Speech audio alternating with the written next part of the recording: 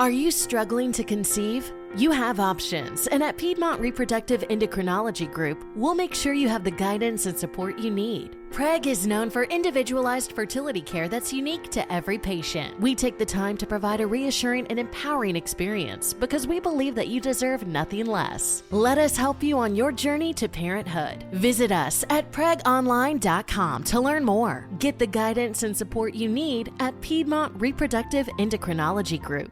Between aging and busy lifestyles, many women struggle with maintaining their physical and mental wellness. At Aquavita Concierge Healthcare Services for Women, we can help you revitalize your health and reclaim your life. We start from within by balancing your hormones, allowing your body to achieve and maintain desired weight goals. We also specialize in peptide therapies, regenerative medicine, sexual health, and aesthetics in our state-of-the-art facilities. Feel better, look better, live better at Aquavita. Visit aquavitality.com and begin your journey today.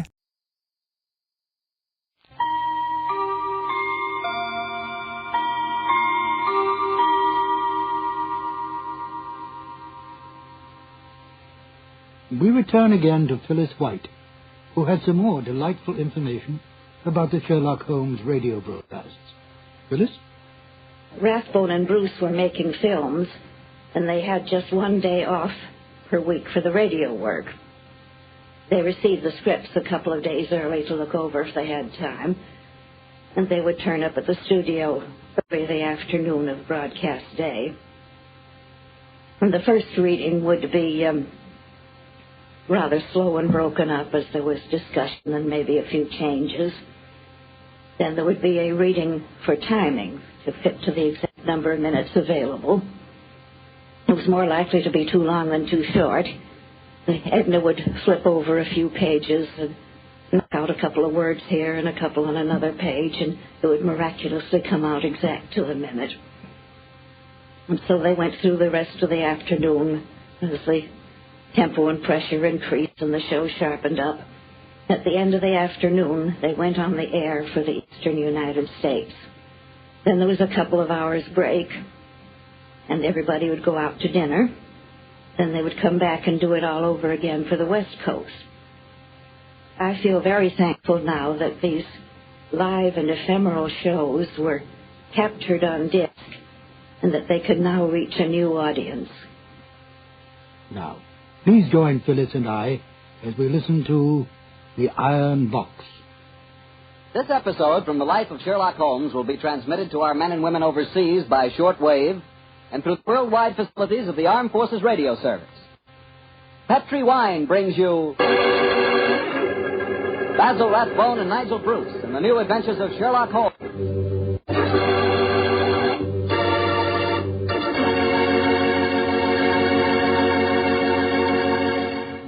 The Petri family, the family that took time to bring you good wine, invites you to listen to Dr. Watson tell us another exciting adventure he shared with his old friend, that master detective, Sherlock Holmes. Well, this is it, New Year's Eve. And I wish you could be here with us this evening so we could toast each other with a glass of Petri California port. As you know, port wine has long been a favorite wine for celebrating a happy occasion. That's because port is a wine rich in tradition. And you couldn't ask for a more delicious port than Petri port. Petri port is a deep, glowing red color, beautiful to look at and wonderful to taste, with a hearty, full flavor that's right from the heart of the grape. And when you serve Petri port to your friends tonight or any time, remember you can serve it proudly because the name Petri is the proudest name in the history of American wine.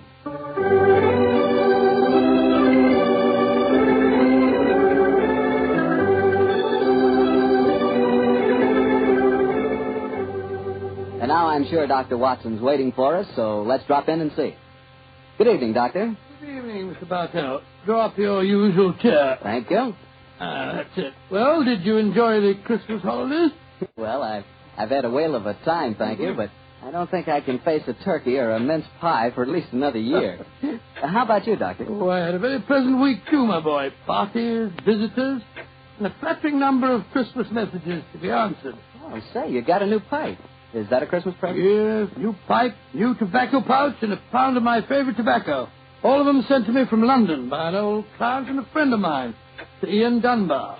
An old client, huh? Well, do you mean he was one of your patients, or was he someone that you and the great Sherlock Holmes helped? The latter, Mr. Bartell. As a matter of fact, it was receiving this gift that reminded me of the story I've decided to tell you tonight. A story in which Sir Ian Dunbar played a prominent part. And how did it begin? The day before New Year's Eve in 1899, Sherlock Holmes and I sat in opposite corners of a first-class railway carriage. We sped towards Edinburgh in the Flying Scotsman. What took you and Sherlock Holmes up there, Doctor? It started off as a holiday visit, Mr. Bartell. My old friend Sir Walter Dunbar had asked Holmes and me to spend a few days with him at Dunbar Castle, about 20 miles outside Edinburgh. After we left King's Cross Station, Holmes, his sharp, eager face framed in his deer-stocking cap, dipped into the bundle of fresh papers which he brought with him. We left Bedford far behind us before he thrust the last one of them under the seat, leaned across, and offered me his cigar.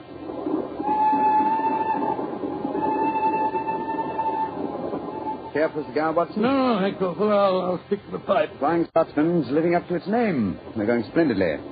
Our present rate is 53.5 miles an hour. Oh, I hadn't noticed the quarter-mile post. Nor have I, but the telegraph posts on this line are 60 yards apart. With the aid of a watch, the calculation is a simple one. Watson, my dear fellow, we have several hours ahead of us.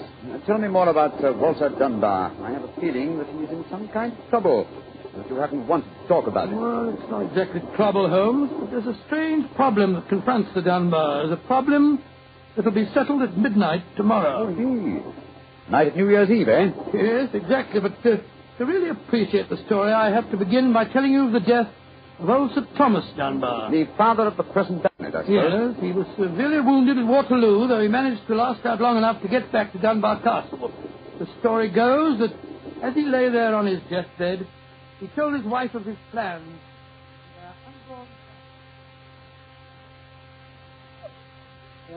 Dinner grave, lass. I've fetched the baronet's here home from Waterloo. What if I fetch the mortal wound as well? Oh, hush, lass. I'm not afraid to die. All that niggles me is that I shall never see the child you bear. Is Sir Walter Scott not coming yet? Jenny, he'll visit the deathbed of his old friend. Who's there? Is it you, Sandy Murdoch? Aye, Thomas. It's me. Aye. I'm leaving an unborn son behind me when I die. Now, I don't trust women or children or banks for that matter. Put the best part of my wealth and gold in the big iron box you'll find under the bed. The money's there. Aye, and something else for a rainy day. You have to keep that box in trust for me, Sandy. You can turn it over to my boy on the New Year's Eve before his 21st birthday. And he'll be a man and wise enough to know how to use it. You understand, Sandy? Aye, Thomas. But supposing your bairn's a girl. A girl? I tell you, it'll be a boy. And we'll name him Walter after my good friend, Sir Walter Scott.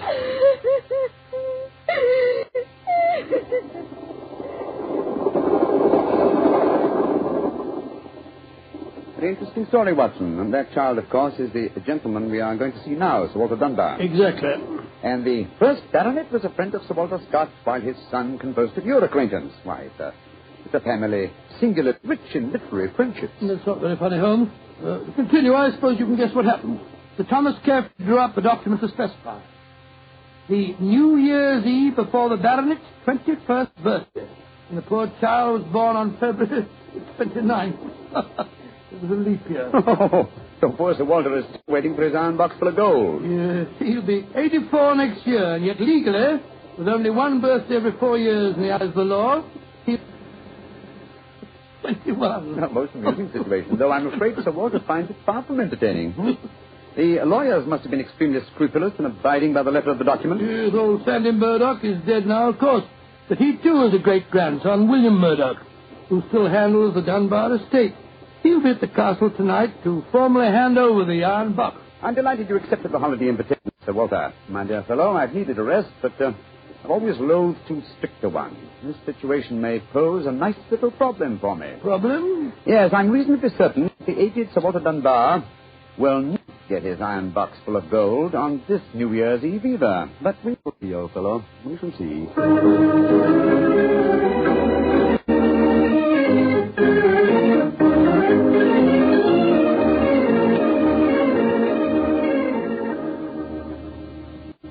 Dr. Watson, I'm glad to see you and Mr. Holmes here at the castle. Thank you, my boy. Holmes, this is Ian Dunbar, Sir Walter's grandson. How do you do, Mr. Dunbar? I'm very proud to meet you, Mr. Holmes.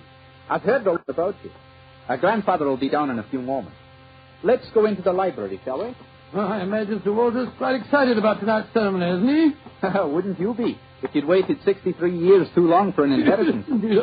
Thank the Lord I had the foresight to be born on the prosaic date of August the 21st.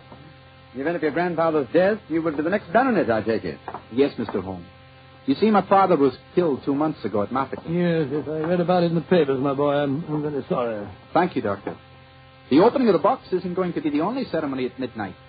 Dorothy and I are announcing our engagement. Dorothy? Dorothy Small. She and her father are staying here, too. My congratulations. Yes, indeed, Ian. Indeed, mine, too. Thank you. It's been quite battle with her father, though. He's a businessman and isn't impressed with titles when they aren't accompanied by a suitable income.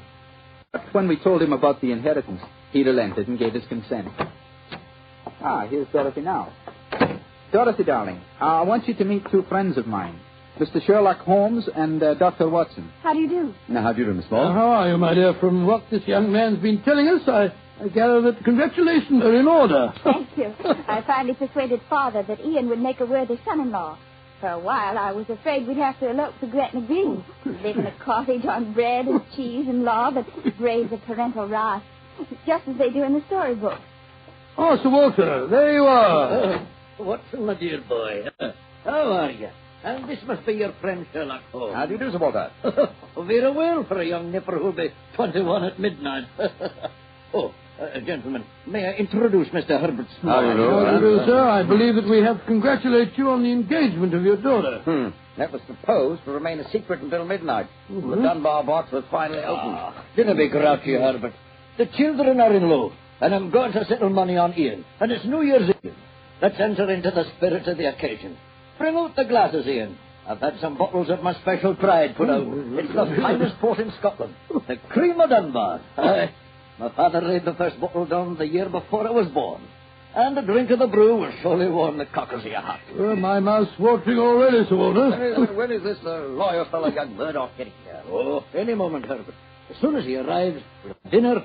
Then we'll be ready for the evening ceremony. He's bringing the famous iron box with him, Sir Walter? If he doesn't, they won't get any dinner, Holmes. Ian, pass the glasses around, my boy. Here you are, Murdoch. Good evening, Sir Walter. Oh, you've got the box with you, I see. Now the party's complete. Oh, let me introduce you. Miss Small, her father, Mr. Small, my grandson, Ian, you know. Sherlock Holmes, Dr. Watson. How do you do, sir? I'm sorry I'm late, Sir Walter. My train was delayed. Oh, that's all right, Murdoch. You're here, and you brought the box. That's all that matters. Here, give our young lawyer a drink. Here, I'll help you pour it. I must say that this is rather exciting. Holmes, the famous iron box with its inheritance of gold. Yes, and from the size of the box, at a rough guess, I should estimate its cubic content in gold at around 5,000 pounds. Not a vast sum, perhaps, to a businessman like Mr. Small, but a windfall to an impecunious Scotch baronet. Yes, that's what it is. A strong young man, Mr. Murdoch. How do you mean strong, Holmes? A box that size, full of golden sovereigns, would weigh a considerable amount. And yet the lawyer carried it single-handed. Now that we're all assembled, I'm going to propose a toast. Though it's still some hours off yet, let's drink to the new year. It means a lot to some of us. To 1900. We should toast more than just 1900, Sir Walter. We should drink to the new century that's about to begin. Good idea, Dorothy. Oh, I'm afraid that wouldn't be quite appropriate, Miss Small. To be accurate, the 20th century won't begin until January the 1st, 1901, and not 1900. Of course. That's it. Dorothy, I'm afraid your wedding can't take place for some time yet. Father, what are you talking about? I read an article in The Guardian the other day that said just the same thing as you, Dr. Watson. And what's more, it said something even more important. It said that 1900 is not a leap year. Oh, rubbish. Leap year comes every 4 years. There was one in 1896, then obviously 1900 is one. I think Mr. Small may be right. What do you say, Mr. Holmes? Do you know? Well, I hope no one would bring up this point, but it's the little problem I referred to on the train, my dear Watson. Yes, I remember. Holmes, for heaven's sake, answer. Is 1900 a leap year or no? I'm afraid it's not, Sir Walter. No? Because of a slight imbalance that would otherwise be produced in the calendar. Of the even century years, only those divisible by 400 are leap years. In other words, 1600 was a leap year, the year 2000 will be a leap year, but 1800 and 1900 are not leap years. Then you have no birthday next year, Sir Walter, and I'm afraid I can't open the box tonight. And the Dunbars won't get their inheritance. And you, my dear, don't marry for a few more years. I won't allow you to marry a pauper. Mr. Holmes, are you sure of your facts? I'm very much afraid that I am, young man. Oh, this is terrible. I cannot stand any more. No, don't take it too bad, Mr. Walter. Here, drink this. That's it. After all, you only have to wait another 4 years. Another 4 years? At my age, young man, at my age. Oh, no, I shall never live that long. Aye, what is it, Angus? Dinner is prepared, Sir Walter. You can serve it as soon as you're ready, sir.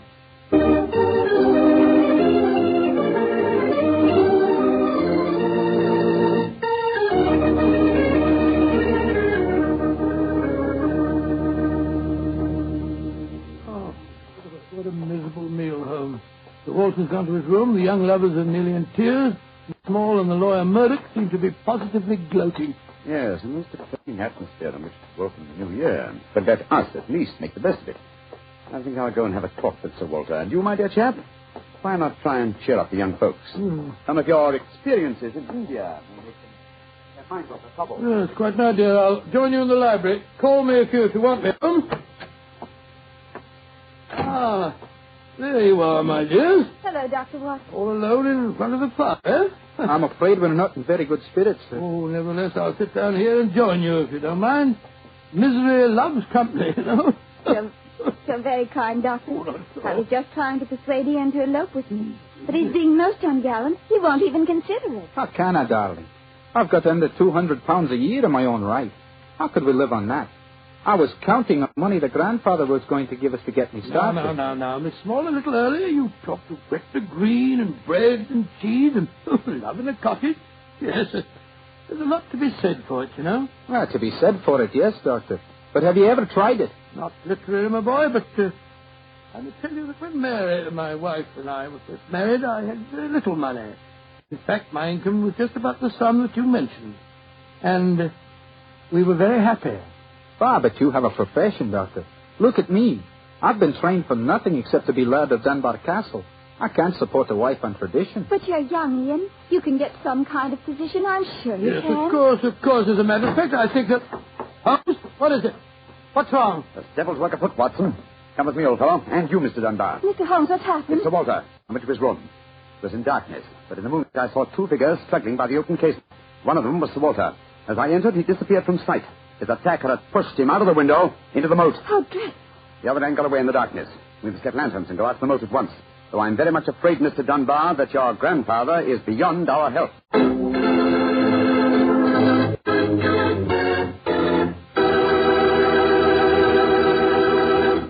Dr. Watson will be back in just a second, so I'd just like to remind you that if you want to serve a wine over the holidays that you're sure the ladies will enjoy, serve Petri California Muscatel.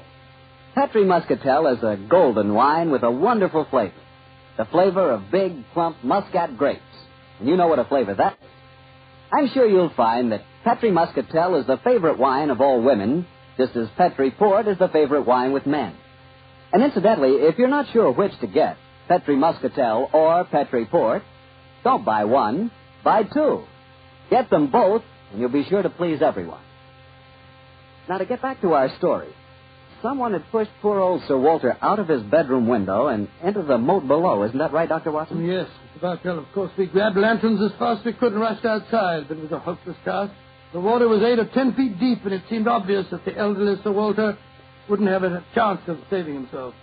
But we searched on, the thicker, bobbing lanterns and the scurrying figures in the frosty moonlight, forming a weird...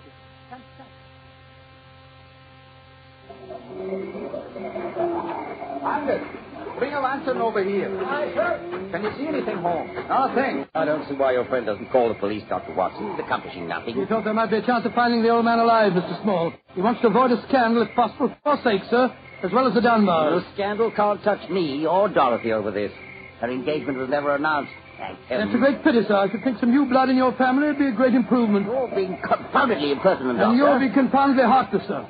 Well, Holmes, have you given up hope? I'm afraid we'll never find him without dragging us and grappling hooks. Have to call the police. What time is it? Sir Ian, you know the time? What did you call me, Mr. Holmes? Sir Ian. My curious. It does seem a bit your Holmes, but of course you're right. If your poor grandfather's dead, Mr. Dunbar, you're the baronet now. And the time, Sir Ian? It's 11:45, Mr. Holmes. A quarter of an hour to the new year. Sir Ian, doesn't that fact suggest something to you? Yes, it does. So I'm the new baronet, am I? Very well, then. There'll be no more talk of the police for 15 minutes. I want all of you to come back to the castle with me. As the last chime of midnight rings out, I shall have a statement to make. A statement that I want you all to hear.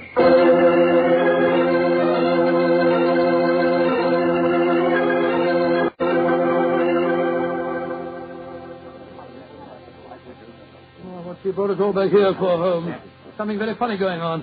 I tell you, I don't like the look of it. And I, Watson, like the look of it very much. I wish you wouldn't be so dashed mysterious. What are you up to? You haven't taken a step yet towards finding the murderer. Have I? And I wonder what causes the beads of perspiration on Mr. Small's brow. Small? You mean that Small... And I wonder what causes the singular look of apprehension on the face of Murdoch, the young lawyer.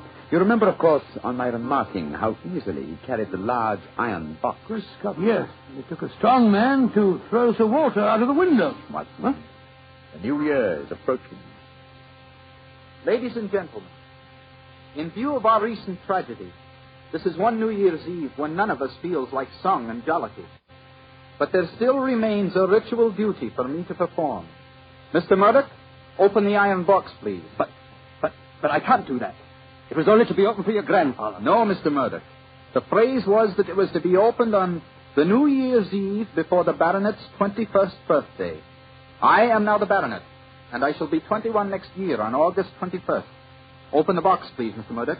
Ian, darling, how perfectly clever of you. Good lad. I hope you think of it. Sir Ian. Murdoch, open that box. Very well, Sir Ian. But I'm afraid you're in for something of a shock. Great Scott, the box is empty. Except for a sheet of notepaper in the bottom. What's the meaning of this, Murdoch? Read that paper, Sir Ian, and you'll understand. I owe you 4,000 sovereigns. And it's signed Alexander Murdoch, on behalf of Murdoch & Murdoch, lawyers. You'd better explain this. It's the family skeleton, Sir Ian. That note is signed by my great-grandfather, the one that witnessed the original deed concerning the box. As soon as Sir Walter was born on that February the 29th, my great-grandfather realized the money wouldn't have to be produced for 84 years. And so he stole it. He borrowed it. He always intended to pay it back, but he was never able to. When he died, he told my father of his secret, and my father in turn told me.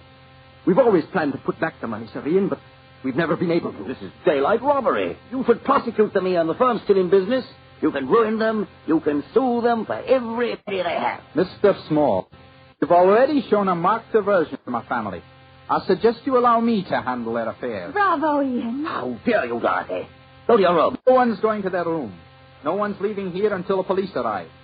I'm convinced that one of you murdered my grandfather tonight. And if you ask me, it's obvious who that someone is. Who, Dr. Watson? You, Mr. Murdoch.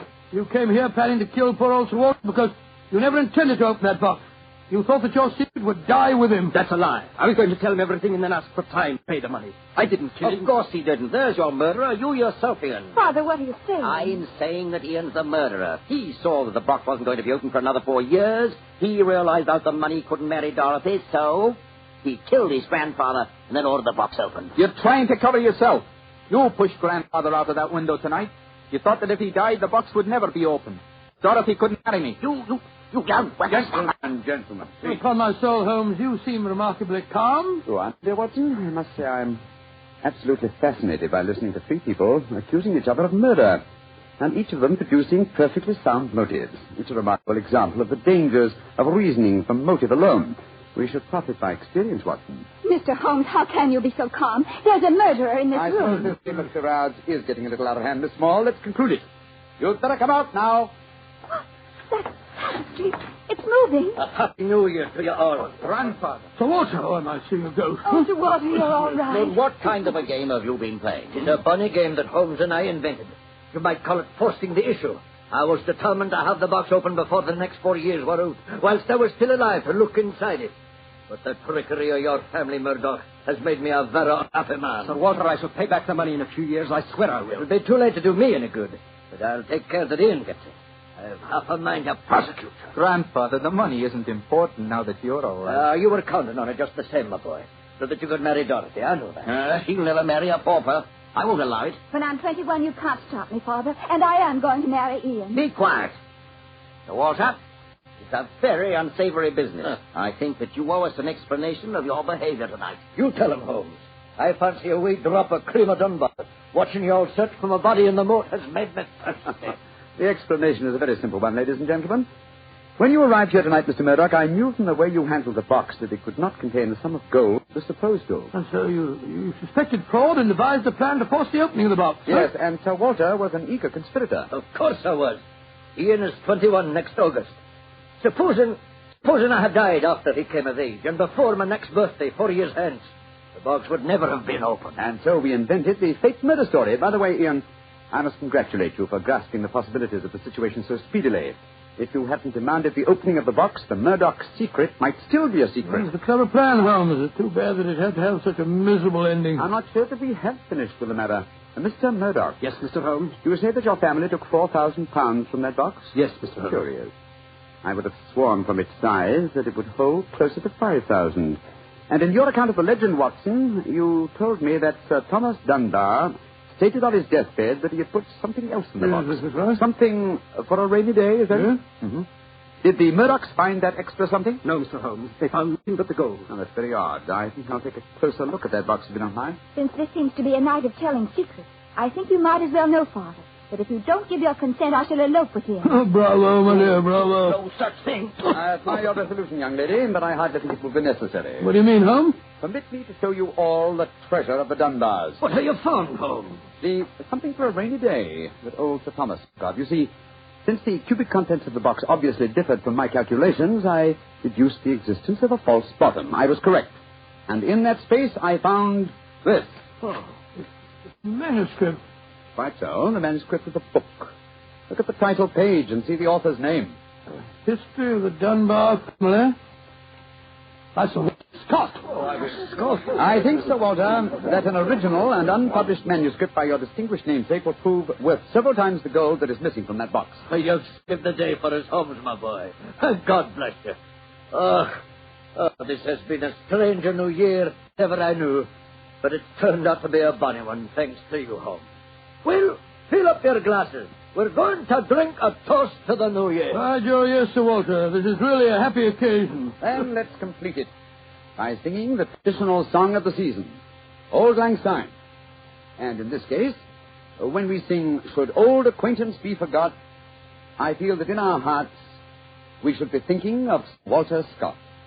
He died over 60 years ago. He's made us all very happy here tonight. Should old acquaintance be forgot and never brought to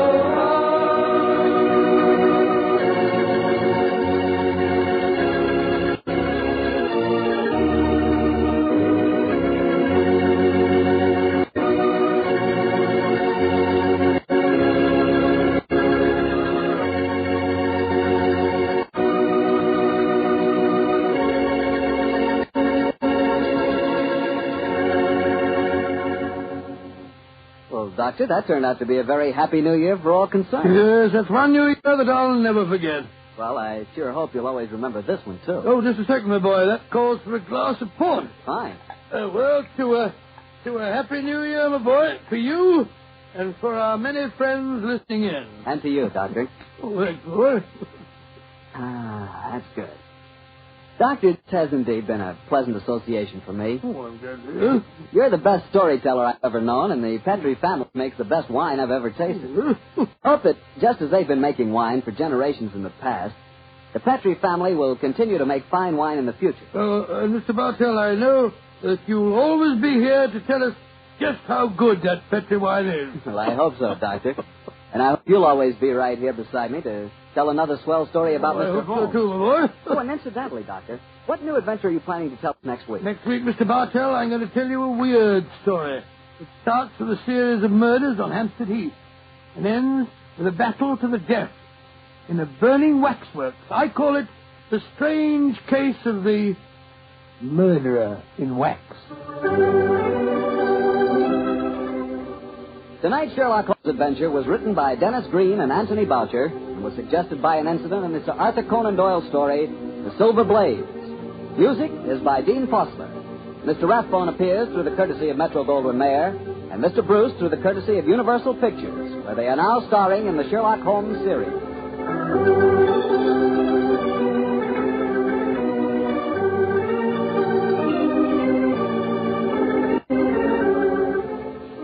The Petri Wine Company of San Francisco, California, invites you to tune in again next week, same time, same station.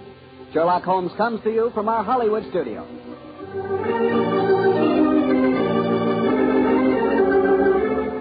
This is Harry Bartell saying goodnight for the Petri family. For a solid hour of exciting mystery dramas, listen every Monday on most of these same stations at 8 o'clock to Michael Shayne, followed immediately by Sherlock Holmes. This is the Mutual Broadcasting System. I would like to thank Phyllis White for taking the time to tell us about her husband, Anthony Boucher, and also about Dennis Green, and those wonderful times, not so long ago, when Holmes and Watson were played by Rathbone and Bruce. The two episodes you have just heard are part of the new adventures of Sherlock Holmes, starring Basil Rathbone and Nigel Bruce, and are a 1988 copyrighted production of 221A Baker Street Associates. The Sherlock Holmes stories and the characters of Sherlock Holmes and Dr. John H. Watson created by Sir Arthur Conan Doyle and are used with the kind permission of Dame Jean Conan Doyle. This is Ben Wright. So won't you join me again sometime soon for two more new adventures of Sherlock Holmes. Thank you for listening.